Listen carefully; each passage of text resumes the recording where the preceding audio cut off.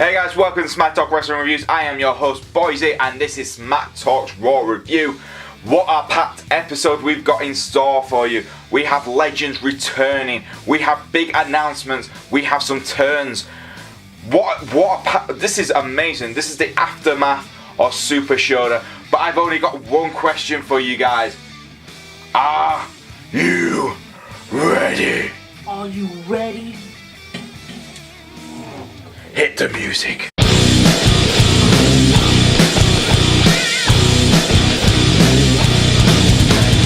So we kicked off the show with Shawn Michaels and Triple H, and they had a message for the Brothers of Destruction, Undertaker and Kane, after their vicious attack on both men after Triple H's victory at Super Showdown. This was everything I was hoping it would be and much more. For weeks now I've been saying, why didn't we just have at Super Showdown a tag team match? It seemed like it was going to build up to a tag match, and they announced they are taking on the Brothers of Destruction. Shawn Michaels is coming out of retirement. This is a huge day for WWE fans. This is huge. Shawn Michaels coming out of retirement, yes. He's not going to have a huge run like he did last time he returned to WWE, but this is still a huge deal, guys. Shawn Michaels, Mr. Main Event, Mr. WrestleMania. The HBK, Heartbreak Kid, is back for now. But it was awesome. It was fantastic. It built up fantastically. It just shows how good Shawn Michaels and Triple H are as a tag team. The crowd went absolutely berserk, and let's be honest, so did I. I really enjoyed this. This is such a good promo. It built up both teams in a short amount of time and made them feel like this is important. And it is. It's really important. Yes, am I disappointed Shawn Michaels isn't getting a singles match? Yeah. But I will take a tag team match with DX any day. So, the question is, are you ready? I'm giving this an 8 out of 10. This moved us on to the first match of the night, and my god, this was better than what I was expecting. First match was Bobby Lashley versus Kevin Owens. Lio Rush was in Bobby Lashley's corner, and my god, whoever put this together was a genius backstage. You had Lio Rush on mic throughout the whole night, not on commentary, literally on the mic, trying to get the crowd to chant Bobby Lashley. Lashley was getting booed out of the building while Kevin Owens was getting cheered. That's right, the heel was getting cheered while the babyface was getting booed. What did that mean? Very simple. Bobby Lashley turned heel, and it's about damn time Bobby Lashley turned heel. He works better as a heel. He feels more like a heel. It just worked so well for this, you know. It, for me, kind of felt like a double turn, where Kevin being absolutely devastated by Bobby Lashley, especially after Lashley won the match, and destroying Kevin Owens' legs. This really, like, the crowd were really sympathetic towards Kevin Owens, which for me made him feel like a babyface straight away. And then you had Bobby Lashley, who turned into the heel with Lio Rush. Brilliant. And in the backstage interview where they interrupted Bayley and Finn Balor's interview, which is great old school WWE. You don't often see wrestlers do that anymore, where they interrupt another wrestler's interview backstage, which was great. Now, I'm not going to complain. This was not a great match, but it did exactly what I needed it to do. Turn Bobby heel, maybe turn Kevin Owens face. We'll have to wait and see. But second of all, Kevin Owens hit a stunner again. Let him use that as his finisher. Come on, just give it to him. Give it to him. Let him become, you know, this generation's Stone Cold Steve Austin, because he's close enough to doing it. He's the right guy to pull it off. For me, I really enjoyed this. This is a 7 out of 10. Great start to Raw this week. Next up, we had a rematch from the Super Showdown, and that was a 6-woman tag team match where we saw the Bella Twins and Ronda Rousey taking on the Riott Squad. And this was actually better than the Super Showdown match, which was nice to see.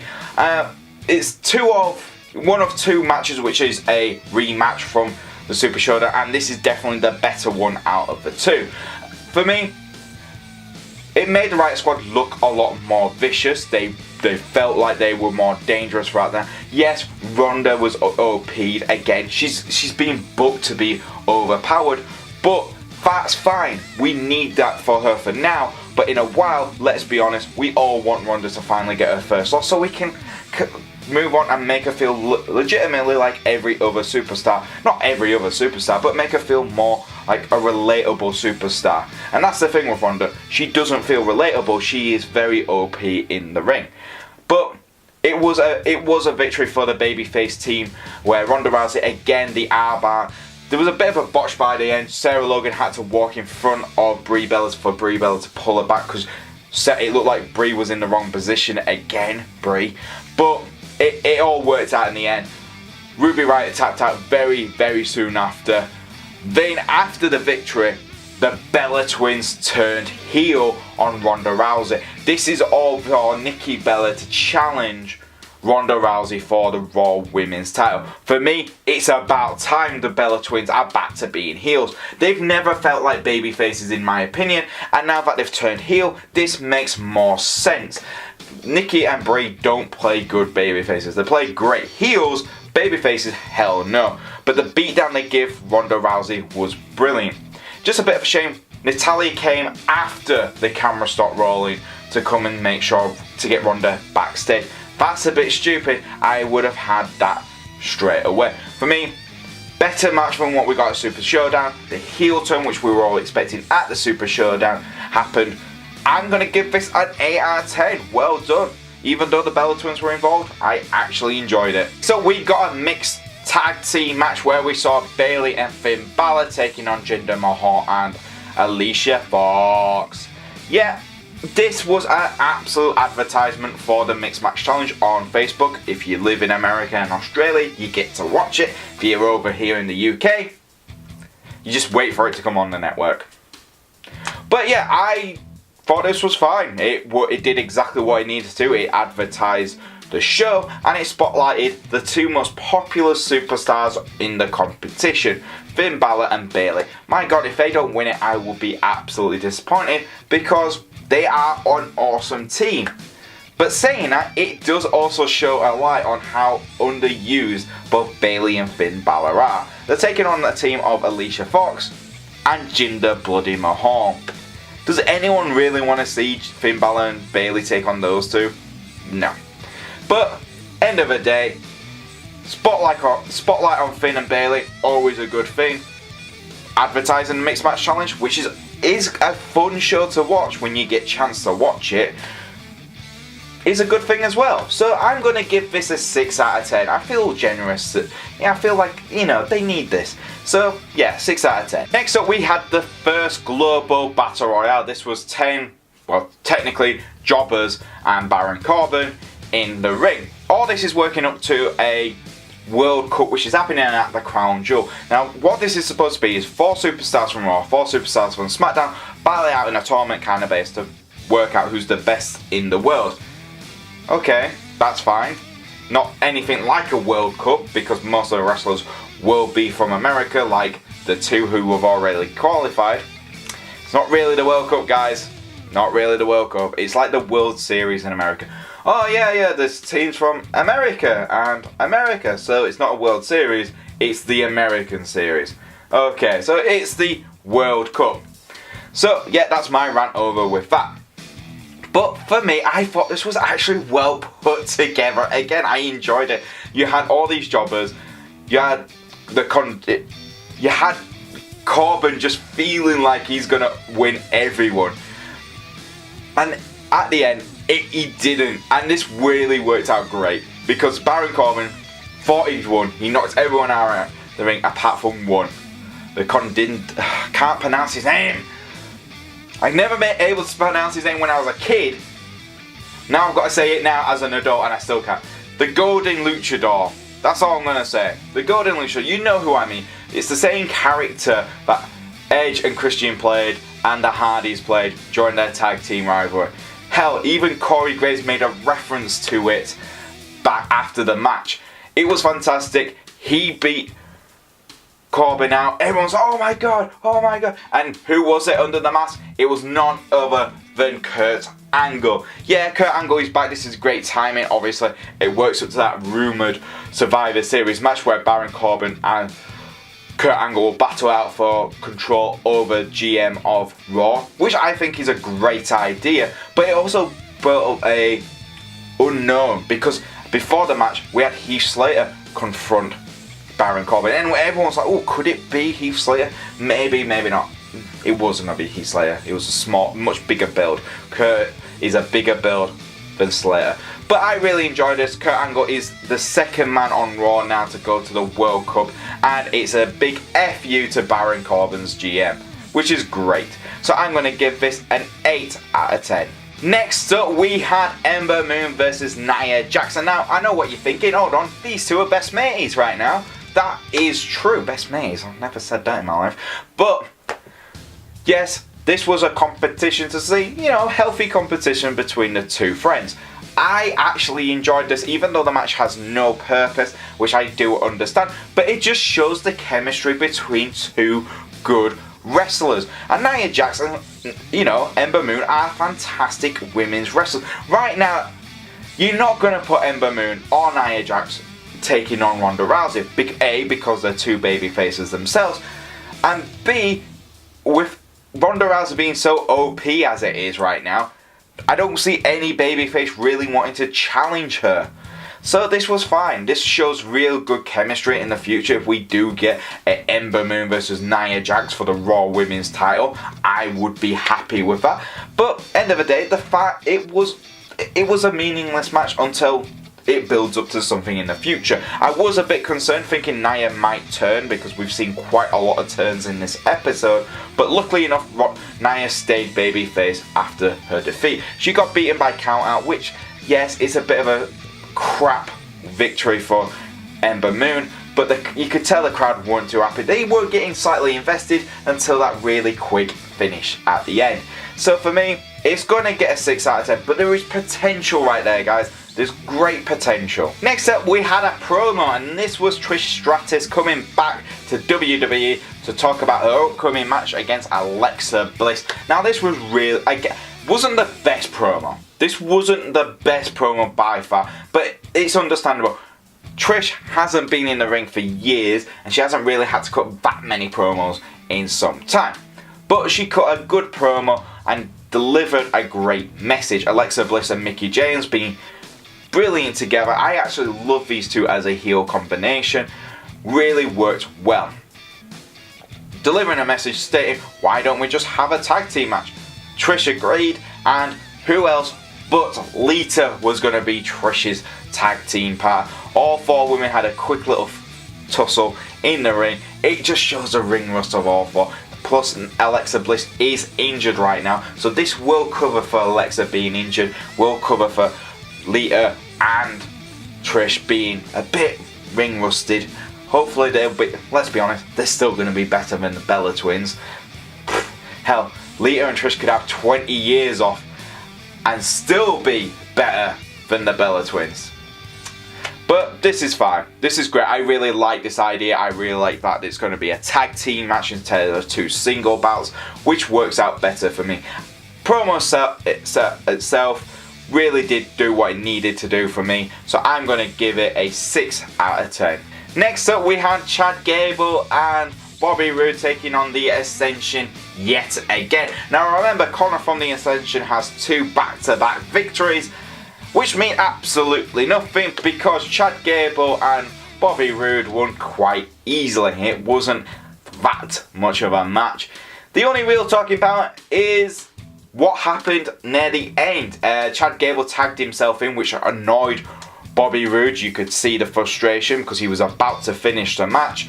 Chad tags himself in, gets the pinfall, and celebrates. Before Bobby Roode could even say something, AOP came out, destroyed the Ascension, destroyed Chad Gable and Bobby Roode, and celebrated with their manager Drake Maverick, who has a sweet ass jacket. I've got to say, that is a cool leather jacket. But what does it mean? Most likely we're going to see Chad Gable and Bobby Roode taking on the AOP, who get absolutely beaten, and hopefully we will have Bobby Roode sometime soon turn heel on Chad Gable. because I want to turn heel on Chad Gable. Screw you, Chad Gable, you suck. But yeah, it's going to get a 6 out of 10. This moves us on to our main event. Now, before our main event even started, we had Mr. Paul Heyman coming out and cut a fantastic promo for his client, the Beast Incarnate, Brock Lesnar. I'm pretty much saying Brock's going to beat the crap out of Braun, going to beat the crap out of Roman, and he's going to retain his Universal Championship and come back as the reigning, defending, undisputed Universal Champion, Brock Lesnar. I like just saying that. Yeah, this was a really good Paul Heyman promo. But, oh my god, Paul Heyman has a good promo. Who would think that? Everyone on planet bloody Earth. Yeah, cuts a great promo. And then, before we think Brock, because let's be honest, at that point I thought, oh my god, Brock Lesnar's going to turn up at some point. No, the Shield come out, and that pretty much moves us on to the main event itself. The main event was a rematch between Braun Strowman's pack and the Shield. For me, this was not as good as the match we got at Super Showdown. There was a lot better spots in it, and I think the actual momentum in the match was better in Australia. But saying that, the arguments between Braun Strowman and Dolph Ziggler before the match and during the match really heated up. Drew McIntyre facing off against Braun Strowman, the crowd went mental with that because Braun started getting into Dolph's face yet again. Brilliant, well sold by these guys. The Shield really working hard. This was a really hard match for both teams. You could tell there had been a huge, tiredness between the teams. Flying from Australia, 20-hour flight from Australia back to America, pretty much having a match straight away. It just showed. And then you had after the match. So Dean gets pinned. He gets pinned by Drew McIntyre. They win. The bad guys win. But it's what happens afterwards. The Shield are beaten, go back into the ring. Dean rolls out and walks away. What does this mean? There was an interview afterwards on WWE.com where Dean comments and says he has no idea where he fits anymore.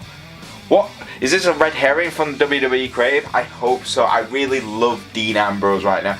And yes, I do want him to turn heel at some point, but I just want the Shield to have a little bit more time together before this happens. With all this in mind, all the questions between Drew and Dolph and, Braun, could they explode? Or is the Shield going to break apart first? Can't wait to find out. This is all definitely building up more and more towards next 4 weeks. So for me, it's going to get a 7 out of 10. Not as good as what we got at Super Showdown. I know a lot of people found this better, but for me, just the match itself wasn't better. The stuff between it was great, but that's it. So there you go. And there you go, guys. That was Raw for this week. What did I think? I think it was the best Raw episode we've had in some time. And I really enjoyed it. I loved every little bit, and I thought it was put together brilliantly. Now, I can't wait to see what comes next. Now, all the heel turns and everything like that worked fantastically. But what was your favourite part of this week's episode of Raw? Leave it in the comments below. If you do like our videos, don't forget to like, subscribe, and press the bell to keep notified. And if you want to follow us on Twitter, you can do. It's at Smack Talk YouTube. That's a U and a tube. And if you want to follow me on the old Twitter, it's at Boise88. And I'll see you guys next time on Smack Talk Wrestling Reviews.